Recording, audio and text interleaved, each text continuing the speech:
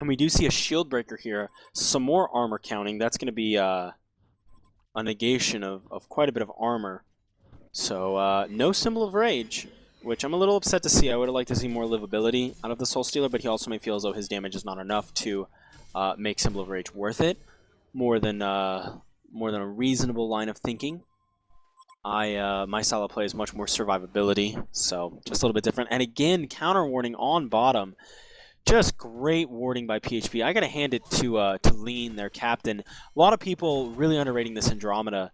Just doing all sorts of great counter wards. You know, maybe not playing the best in the sense of his stuns and swaps and such, but I really would like to say that the the Andromeda is just playing so perfectly with those wards. And for those of you that don't know, earlier I was yawning as well in these casts, and my girlfriend, with the most clutch play of the HoNReplays.org tournament so far, went and grabbed me a Mountain Dew. So, honey, I love you. Just giving you the heads up and the thanks. Now, that Mountain Dew is fantastic. So we do see a push coming here on bottom by T7H. And we see a pseudo push on top by the Legion team as well, and on mid. But they're going to lose their base tower here. You don't really want to see this. Magmus trying to go in there with the haste rune, trying to pick something off. Vindicator at half health already. If Pharaoh can initiate on him and put him down ASAP. An anti-invis rune down, by the way. Soulstealer blinking in, ulting. Corrupt Disciple, even with Shotgun Head, not going to do a whole bunch. Sexy still gets his ult off as Vindicator. Mag blinking in, ulting. Plague got his ult off, I believe. Just all sorts of ults going from everybody. Mag stunning. Valk needs to be careful. Swift is down. That is the hugest problem. Soul Stealer really taking advantage of that new shield breaker that he just picked up. They push now. Great timing on the push, although everybody is pretty low. They did do almost a genocide, Valkyrie being the only one up. Hellbringer porting top to go take care of that. You know, just I think the melee racks are going to go downhill. There's not much Valkyrie can do. You do have one stun for Magmus. I would be very careful. If Mag stuns and we see Blink Nuke, Valk may go down, so I don't know here. I think they're just going to take the range barracks and get out. Did he blow his invis? Portal key, there it is. Well, one rack's down. Definitely not a deficit that PhB cannot come back from, but I am going to go ahead and say that PhB is definitely behind now. Although Swiftblade and Corrupted Disciple are going to outcarry that Soul Stealer, Soul Stealer being as ahead in items and levels as he is, it's going to be tough. Although Swift did he dig in 16? He did not. I misread that. Swift really needing his level 3 ult, and as long as he can target it fully on Soul Stealer, he's going to do a lot of damage. Now Soul Stealer here, instead of getting more armor, has elected to go with the Hyperstone, the Warp Cleft, excuse me. So, you know, he wants to deal that auto attack damage. He's hitting for 270, he's doing a minus 10 armor, I almost said 15 because I'm thinking he has breastplate already, and he's hitting hard. Let's see, 19 armor on Swift, 12 armor on Valk, 8 armor on Corrupted, so he's going to be taking a lot of damage. You know, he's going to be taking more than 100% of damage, and then on Pharaoh, he's only got 5. So this armor debuff is really going to be huge on Soul Stealer, and that's the thing. If you can really stack an armor debuff, Soul Stealer can become quite a monstrous carry. He can out DPS the Swiftblade. A lot of times in 5-2, you'd see a Nevermore versus a Dragon Knight endgame, and it would usually be close because, of course, Nevermore is going to have a bit better farm, whereas the Dragon Knight is a better carry, and I think you may end up seeing that here. The only difference is you know, I just think Swift is just too undergeared. But he is farming bottom relatively effectively. He does not have a Runed Axe, so he's not going to be able to burn the creep waves down as fast as he would like. You know, I'm not a huge fan of Runed Axe until I really saw the potential of it in the form of farming. You know, Chronos, I would never get a Runed Axe. There's no point of getting a Runed Axe on Chronos. Well, I saw 5 do it, and I understand why. It is to farm neutrals a lot faster off of stacks and such, and to burn through creep waves so you can port from wave to wave.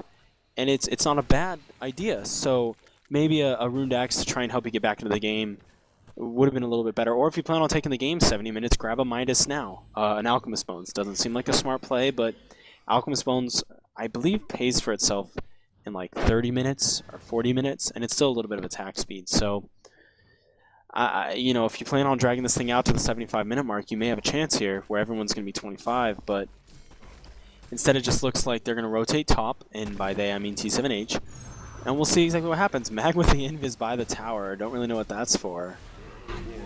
Might have been a misclick or something, and he almost has Frostfield Plate, which that's huge. Is Puzzle Box level 3? Yes, it is. There will be no need for invis wards here, unless, of course, Puzzle Box 3 does get taken out.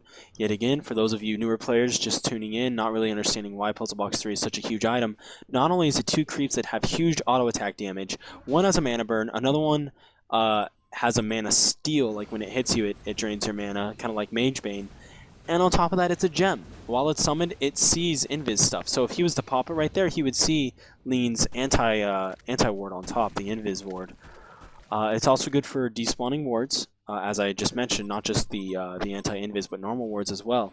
So a lot of teams, you'll notice, do rush for that Puzzle Box 3. And Hellbringer, who else to have it? You know, it gives him the strength he needs to survive, some extra int for more mana and damage. But the ints, you know, you really just want survivability. But the int never helps, or never hurts, excuse me. Yeah, obviously, int never helps on an int hero. But you know, it's a good item. And in a lot of Dota tournaments, they limit it. In this one, they do not. So we'll see exactly how that plays out if any team ever tries to abuse that. But here we go. Mag blinking in, getting a good sight. I believe Spin's going to go off here.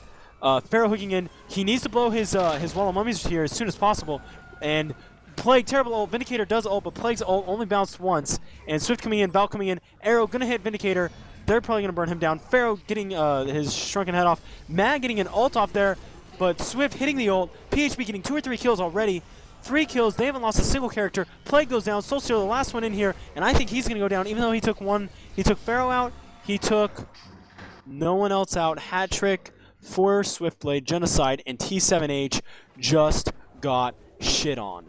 Oh my god, they are in some serious trouble now. Swiftblade going to grab an item out of that fucking gank. And I apologize for swearing, but guys, guess what? I need to use it for emphasis. This game just got turned around. Swiftblade going to pick up some sort of a huge item, I'm sure, off of that. Let me check his gold if he hasn't bought anything already. 2,300, not the hugest thing in the world. Another thing to note, I forgot to mention this, I saw it, but didn't get a chance before that team fight started. Valkyrie with Geometer's Bane. Solid item, you know, makes 3 of himself. Sure, the illusions are not as strong, but it's basically double damage, because I believe it's 40% or 50%. 33% damage. Wow, I can't believe I was that wrong on that. Okay, so you have 1.5 times the damage, and, you know, it'll negate Plague's ult, which is a huge part. And he may actually die to creeps there. No, he leaps out. But, yeah, this game just got extremely interesting. Corrupted Disciple with Shrunken Head. Don't know how I feel about that. I prefer him going a bit tankier, a bit more. I want to suck damage so my Swiftblade can do more, instead of just, haha, you can't nuke me. And Corrupted Disciple, I don't really know what he's doing here. Gonna have to port. Very smart port from Sexy. You know, did he get the ward down? No, he did not. And PHB Lean, just great wards. I cannot stress enough. And both teams really. I'm not giving Legion side good enough credit, but I would have to say the ward battle has been won by PHB. And this game, oh man, it's just huge. Plague needs to hit that 16. And you know, in this case, knowing that the opponents are so huge and Swift is going to be hitting so hard, I actually would not have liked to have seen Astrolabe on vote for pause. Absolutely, they're going to pause.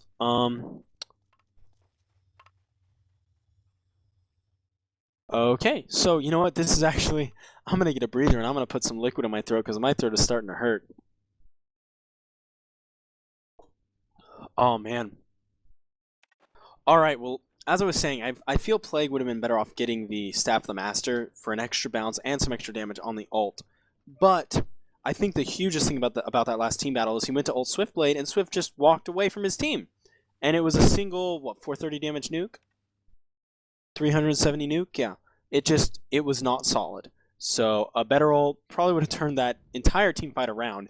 Pharaoh positioning his Wall of Mummy, separating his team, really did a good job there. And yeah, just I mean, it was, even though it was a 4-1 or a 5-1, it was a 5-1. Even though it was a 5-1, that team fight was a lot closer than people realize. If Plague's ult hits a lot better, you know, that entire team fight goes a lot differently. So Yet again, why I don't think Plague is the greatest hero in the game. A lot of people think he's first pick or banned material.